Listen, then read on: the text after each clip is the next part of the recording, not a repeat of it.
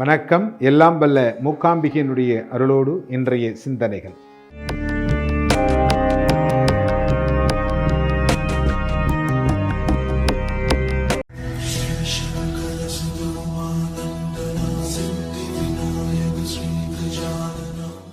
மகா பெரியவரை பற்றி பேசிக்கொண்டே இருக்கலாம்.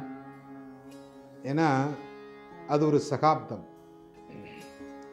1983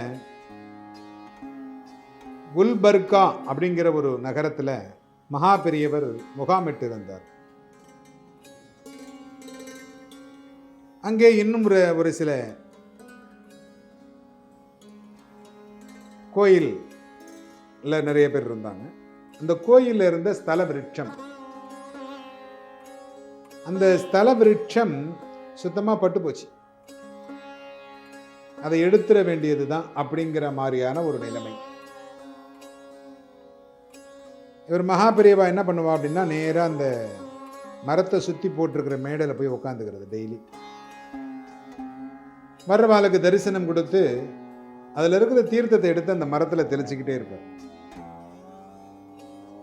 சரி, மகா பெரியவர் போனதுக்கு பிற்பாடு அந்த மரத்தை எடுத்துடலாம் அப்படின்னு கோயில் நிர்வாகம் முடிவு பண்ணியிருக்கிற பொழுது, மகா பெரியவர் தெரியாதா, ஞானி அவர், அவருக்கு தெரியும் இந்த மரம் இங்கேயே இருக்க போகிறதா, இதை எடுக்கப் போகிறார்களா, என்ன செய்ய வேண்டும் இதற்கு என்பது.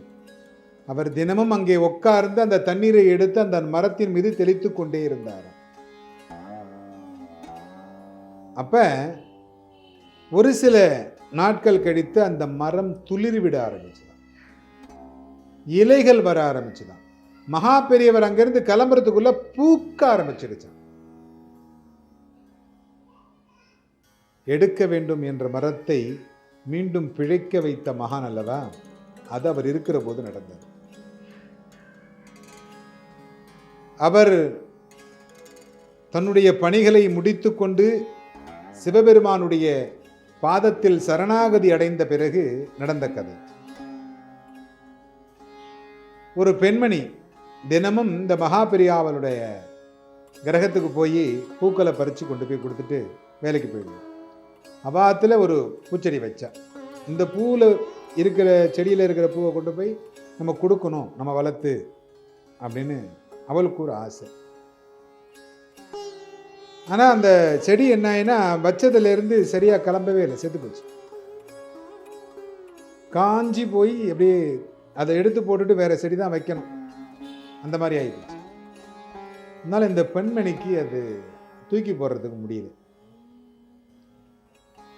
வேலை சுமைகளுக்கு இடையே இந்த பெண்மணி என்ன பண்ணான்னா, ஒரு பேப்பரில் மகா பெரியவா சரணம் அப்படின்னு ஒரு பேப்பரில் எழுதி அந்த பேப்பரை கொண்டு போய் அந்த செடியில் கட்டிட்டான். நான் ஆச்சரியம் பாருங்க, அடுத்த 10 தினங்களுக்குள் அந்த செடி முளைத்து நல்ல விதமாக பூ வைத்தது. ஏன்னா குருவானவர் அப்படின்னு நம்ம முடிவு பண்ணிட்டோம்னா, குருனுடைய பாத கமலம் நம்முடைய கண்ணில் ஞாபகத்தில் இருந்தால் கண்டிப்பாக நமக்கு எல்லா இடங்களிலும் அவர் அனுக்கிரகம் செய்து கொண்டே இருப்பார். நிகழ்காலத்திலும் வருகின்ற காலத்திலும் இந்த மகா பெரியவாளுடைய புகழ் இன்னும் ஓங்கி எல்லோருக்கும் அனுக்கிரகம் செய்து எல்லோரையும் நல்ல விதமாக வாழை வைத்து கொண்டே இருக்கும் மகான். எல்லோரும் இன்புற்றிருக்க சுவாமிநாத சுவாமியை பிரார்த்தனை செய்கிறேன்.